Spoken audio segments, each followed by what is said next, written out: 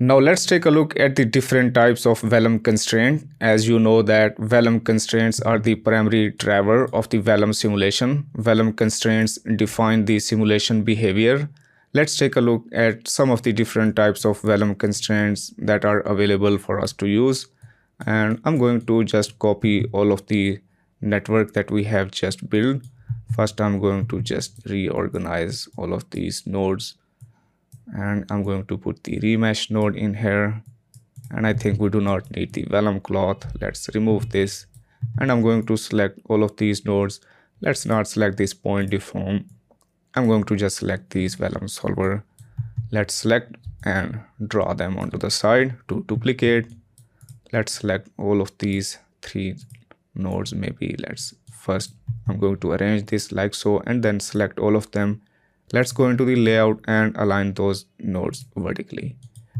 Now let's remove this vellum cloth and vellum struts. Right now we are using this cloth to create the soft body, and strut is what's keeping its volume. Let me remove all of these constraints, and I'm going to create a vellum pressure constraint. Let's type vellum and let's add, the vellum pressure constraint is called the vellum configure balloon. Let's add a vellum configure balloon. Let's add this, and it will create these two constraints. First we have the vellum cloth constraint. This vellum cloth constraint will give the soft body behavior, and the next constraint is the pressure constraint, and this pressure constraint is what going to fill our geometry with pressure so that our geometry looks it is filled with air. And you can use this constraint to create your balloon type simulation. I'm going to connect this, and let's connect that is the geometry and constraint to constraint, and maybe let's pass through the collision geometry as well. Let's go into the vellum solver and let's hit play. And here as you can see, we have our simulation, and it looks like as if it is filled with water or if we have the air. It will keep its pressure same. If you were to compress its side, it will going to be preserve its volume. And to better explain this, let's add a collider in here, and I'm going to create a rigid collider. And to create the rigid collider, first I'm going to create my collision geometry. I'm going to create a cylinder type collision, and the cylinder inside of Houdini is called the tube. Let's add this polygonal tube. Let's go into the geometry and let's change the orientation. I want to orient this onto the x-axis. Let's increase its height, and let's increase its center, and let's move this geometry up. And to make this geometry as a rigid type constraint, we have a constraint called vellum shape match. Let's add a vellum shape match, and if you type vellum shape, here as you can see you cannot find the preset of the vellum shape. We can add a vellum constraint node. Let's type vellum constraints. Let's add this, and I'm going to connect this onto the vellum constraint. We have the constraint type. Let's select the shape match constraint from here, and that is the, here we have the at the last shape match. Let's select that, and this constraint will not allow the deformation on our geometry. It will try to keep its original shape, and that will give us the rigid body effect, create the rigid constraint. Now all we need to do is just to merge both of our geometry streams. Right now that is another source, and that all of this is another source, and we need to just plug this into vellum solver. And to add this, we need to create a merge node. And because we are working with the geometry, first we need to merge the geometry, both of them. I'm going to merge our soft body geometry, and then I'm going to merge this cylinder geometry, and now that is the geometry. I'm going to move this down, and let's plug this. Now that is our new geometry, and same thing, now we need to merge the constraints. And for that, let's create another merge node, and let's merge this constraint and this constraint, and let's connect this into here. Now that will be our new constraint geometry. Let's go into the vellum solver. Let's hit rewind so that we have the update our vellum solver. and let's hit play.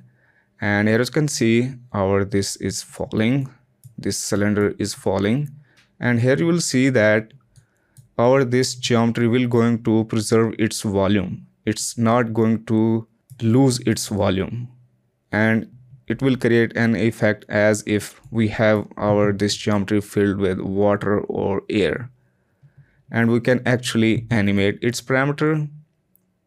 Right now we are using the vellum pressure constraint, and onto the vellum pressure we have the rest length scale. If we were to increase the rest length scale, that will just inflate our geometry. If I were to increase this value, I'm going to just increase this to 1.7 and let's hit play. And here as you can see, we have our geometry inflation. And when the cylinder fall, here you can clearly see that our this geometry is preserving its volume. It's not losing its volume. Let's dynamically animate this rest length scale. And to actually animate this, we cannot animate this parameter. As you know that all of these sources, all of these that we are creating, that constraint, all of these properties will going to be initialized first at the very first frame, and then all of the changes will have no effect. Which means if you were to try to add an a keyframe, I'm going to, let's say, start with 1 onto my this vellum pressure constraint. Let's add an a key, and I want to go few frames forward, and I'm going to just increase the pressure value, and let's add another key. Let's go back and hit play, and here you will see our these animation are not getting imported into our Vellum solver, and that is because all of these parameters, they will going to be initialized at the very first frame, and then simulation will take care of them. To actually make them animate, let me delete the animation from here. Onto the rest length scale, let's right click and let's delete the channel to delete all of the keyframes. To actually animate all of these constraint properties, we need to dive inside the Vellum solver. So let's dive inside. We can add the forces, and we have the sticky nodes. We can also use the particle forces to apply the forces, or we can wire the Vellum constraint properties and all of them into the force as well. We have a node called Vellum constraint properties. Let's type that, and here we have the Vellum constraint properties. Let's add this and connect this. If I enable the parameter, here you will see all of the properties that are available onto our almost all of these constraints. We have the rest length, the stiffness, all of these constraint properties. You can actually adjust them dynamically into the DOP.NET. We have this Vellum constraint property node. And to create the inflating and de-inflating, we are going to animate the rest length scale. We have the rest length. Rest length means that we are manually setting our geometry rest length. And right now these edges, these are its rest length. By manually setting the rest length, it will create some problems. What I like to do, I would like to do the rest length scale. This rest length scale is a multiplier, which means we can use this slider to multiply our incoming rest length with this scale. Let's use this to animate. First, we need to define that which rest length scale we want to animate. If we go into the geometry, you know we are working with multiple constraints. We have the cloth constraint, and it too has the rest length, vellum pressure, and it too has the rest length scale. We need to define that which constraint we want to animate. And if we go into the vellum shape match, and we should see in here, I think the vellum shape match does not have the rest length, but it is another constraint type. Go into the Vellum solver, and into the Vellum constraint, we need to define that which constraint that we want to import. And to actually define that, we need to go into the Vellum constraint, and we can see that if we go into the stretch, here we are outputting the groups. If I were to middle mouse button onto my constraint geometry, middle mouse button, and here you will see we have these two groups, bend and stretch. And these constraint groups are coming from this Vellum cloth because output group option is on. We can either disable this, let's not use them, and also disable them. or if you like to, you can just keep enable them. And let's say I want to animate the vellum pressure. Let's go into the stretch, and onto the stretch I want to animate this stretch rest length scale. For that, I'm going to enable this output group, and it too sets stretch, and we do have stretch.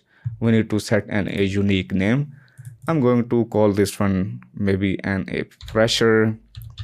Let's type this one pressure, which means now we should have a pressure group, this constraint group. If I were to middle mouse button, now here you will see we have three groups. We have the bend, stretch, and the pressure.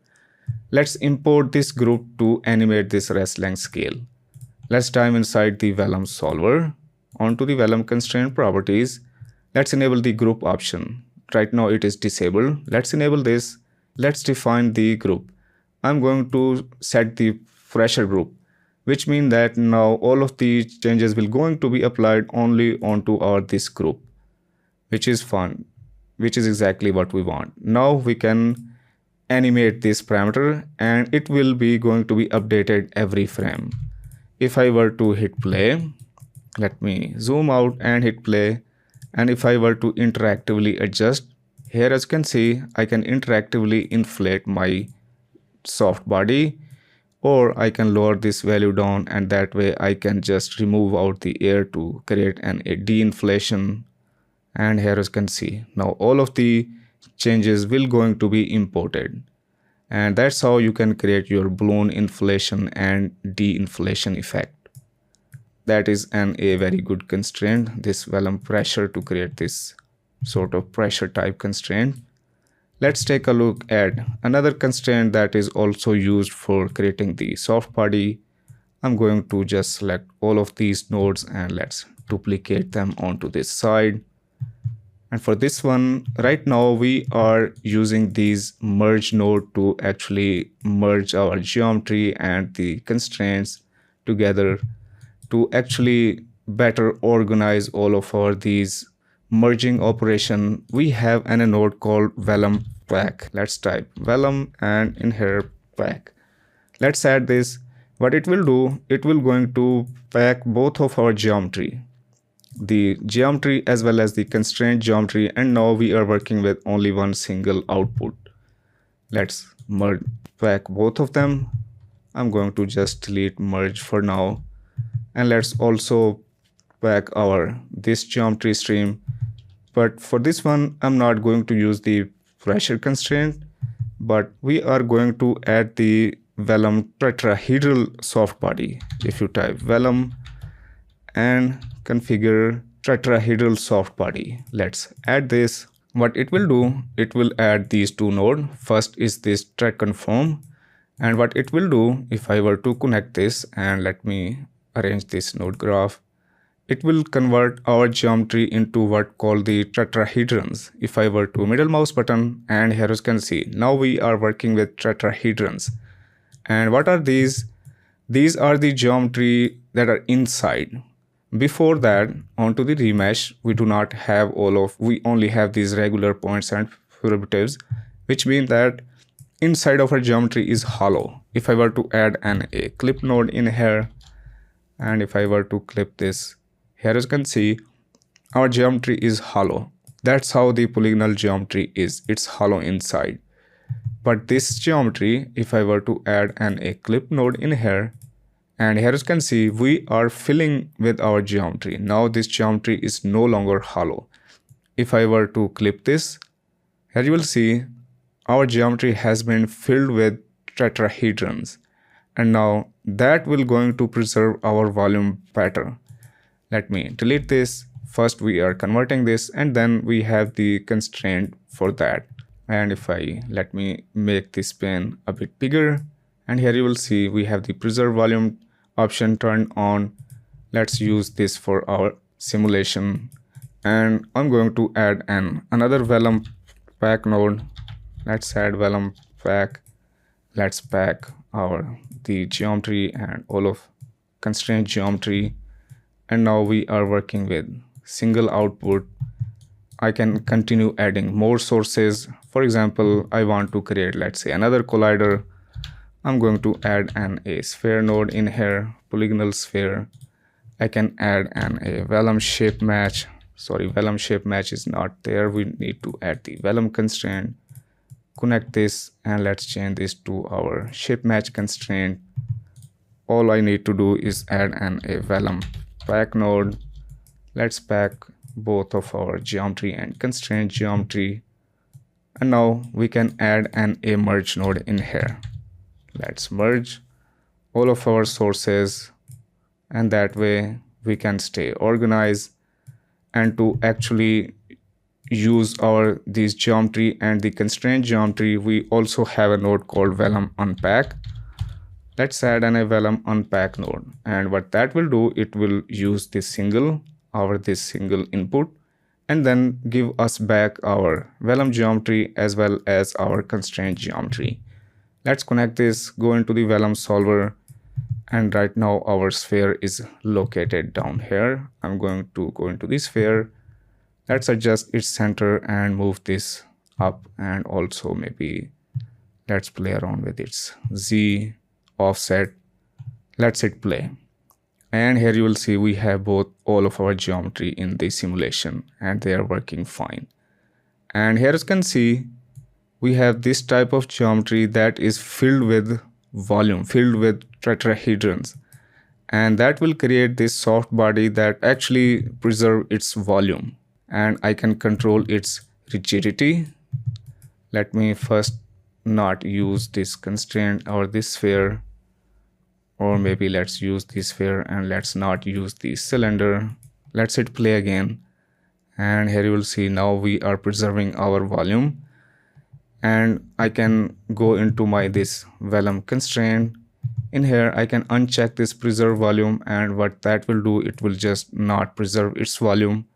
And here you can see we still have a fill out effect. It does not feel like that it's an empty geometry. We still have volume, but it's not preserving them. As you know, this ball is rolling, it's just compressing it, and we do not have the volume preservation.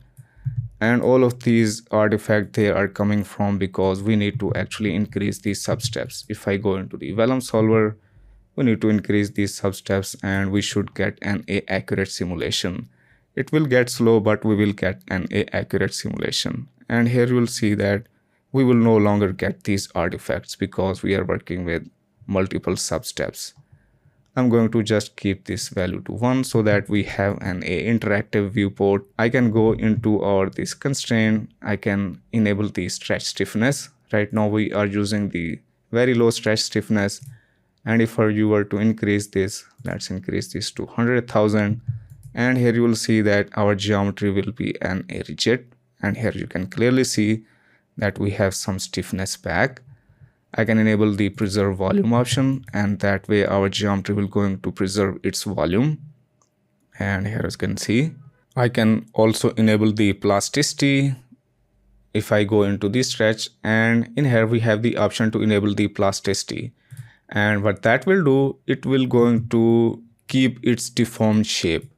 Right now the plasticity is disabled, and when this sphere squish it, it will try to preserve its shape. It will going to return its original shape, and here as you can see, right now we have this weird artifact because of the low substeps, but it will going to return to its original shape. If you were to enable the plasticity, and in here we have the threshold, and threshold is what going to trigger the plasticity.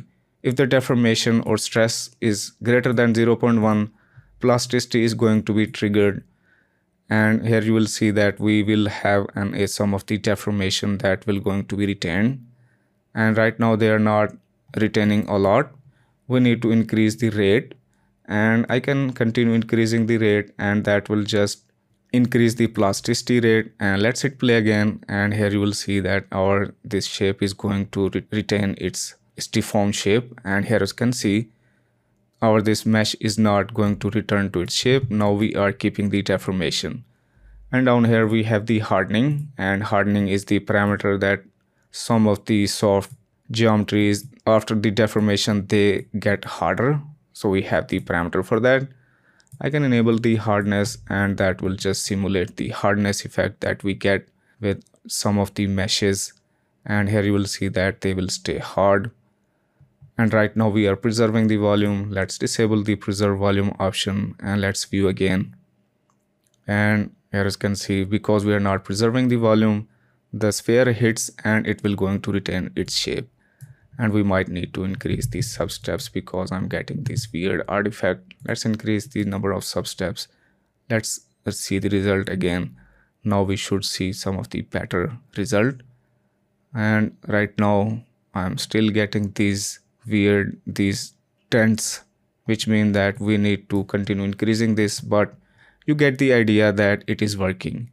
And this plasticity is not unique to this vellum constraint type, this tetrahedral. You can also enable these onto any of the soft body. Right now we are working with cloth, and if I were to go into this strut constraint, into the original constraint, if I were to hit play, we are creating this cloth that is giving the soft body effect. And also we have the strut that is actually what keeps the volume. And I think we do not have a collider in here. That is why it's looking like that. What I can do, I can just copy the collider from, let me copy this collider. And I think we need to, I'm going to just copy this tube and the shape match. Let's add this in here, and same thing, we need to first pack this. Let's add a vellum pack node, and let's pack our geometry as well as our constraint geometry. I'm going to add another vellum pack node, vellum pack, add this and connect the geometry and constraint geometry. Now we need to just add a merge in between. Let's add a merge and merge both of the geometry stream. After that let's add a vellum unpack to unpack our geometry and constraints. And let's connect this in here. I'm going to reorganize this node graph. Let me select and push this down. That is our new geometry, and that is our new constraint geometry. Let me move this into the side. Now we have our collider back. Let's hit play and we should see the collider. I can go into my vellum strut because, as you know, these are the strut that is actually preserving the volume. I can scroll down and I can see the plasticity onto the stretch. Let's enable the plasticity, and we have the threshold. I'm going to just increase the rate, and here you will see that this soft body will going to retain its deformed shape. And right now our collider is not heavy. Let's go into this tube and onto the vellum shape match, and I'm going to set the mass on my own. Right now it says unchanged. Let's change this to set uniform, and I'm going to just increase the mass to 1, and that way we are manually creating out this cylinder as a heavy geometry. And here you can see it is squishing that, and this cloth will going to retain its shape. It's not going to return back to its original shape. You can see that it is actually retaining that. And right now we are working with very low substeps. That's how you can create the plasticity. And I'm going to just not create this messy network. I'm going to just delete all of them, delete vellum, and I'm going to connect this in here to make this node graph stay as the way that it was. Let's zoom out and let's connect this into there, and let's go into the vellum solver. And right now we are at the 112 frame. Let's go back and hit play. And that are the different types of vellum constraints. That's how you can animate the constraint properties, and that's how you can create this plasticity onto your mesh.